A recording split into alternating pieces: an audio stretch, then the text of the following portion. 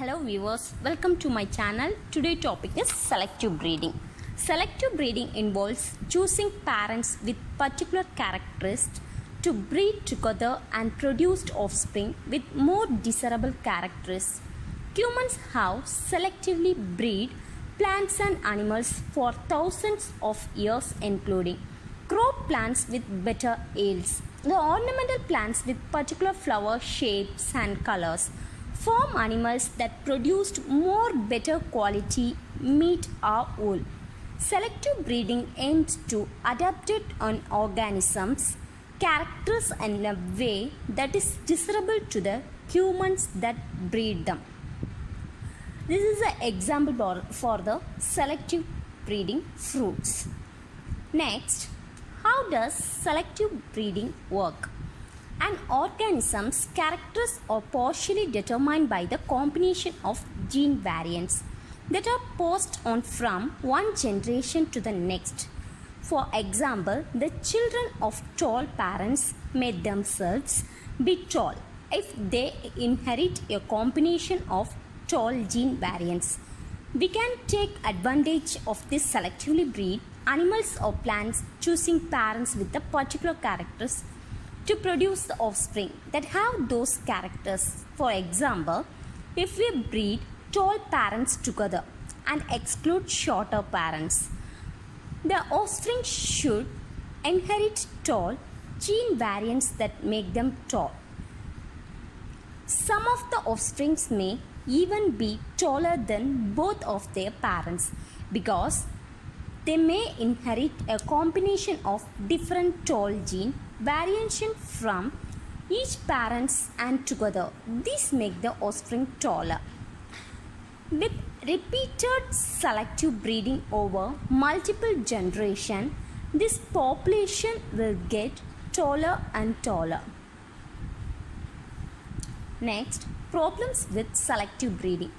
Selective breedings often result in a population of animals or plants with very similar genetics. Similar genetics means that the population will have the same strengths but also the same weakness.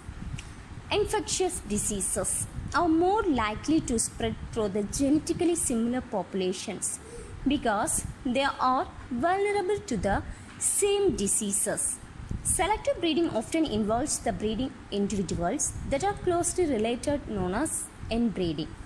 Inbreed populations are more likely to suffer from genetic conditions caused by recessive gene variants because they are more likely to inherit two copies of the recessive variants, one from each parent. Next, types of selective breeding. First of all, inbreeding.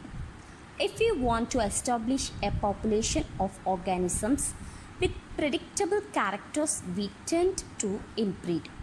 Inbreeding is when the animal breeds a very close relative such as siblings. Continued inbreeding results in offspring that are very genetically alike. After many generations of inbreeding, the offspring will be almost genetically identical and will produce identical offspring. When this happens, an organism is described as inbreed or purebred. Example of purebred animals are Labrador dogs. Purebred dogs, like the Labrador, were originally established through many generations of inbreeding. Next, line breeding. Line breeding is the type of inbreeding. It involves breeding together more distant relatives such as cousins. This reduces the rate at which the breed becomes the pure breed, reducing the risk of ill health that can sometimes be seen with purebred individuals. Next, self-pollination. Most plants have both male and female reproductive parts.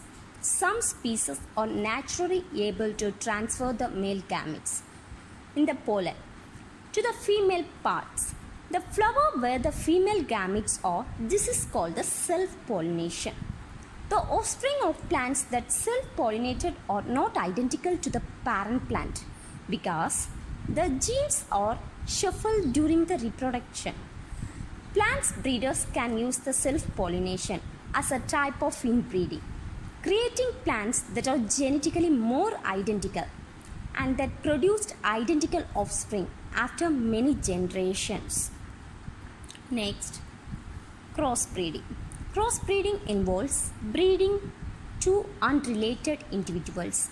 This is often used to produce the offspring with the desirable characters from the two different individuals. Crossbreeding two purebred organisms will produce offspring that display the character of interest. For example, Poodles are crossed with the Labrador to combine the Poodle's low shedding coat with the Labrador comb. Trainable temperament, the resulting Labrador Doodle is guided dog suitable for people with allergies. Crossbreeding non-purebred parents will have less predictable outcomes. The Labrador is a crossbreed dog resulting from breeding a Labrador with a Poodle. Next, selective breeding versus natural selection. Although they both result in a genetic changes over generations, selective breeding and the natural selections are different. Natural selection is driven by the environmental factors that limit survival and reproduction, such as harsh environments or competitions for mates.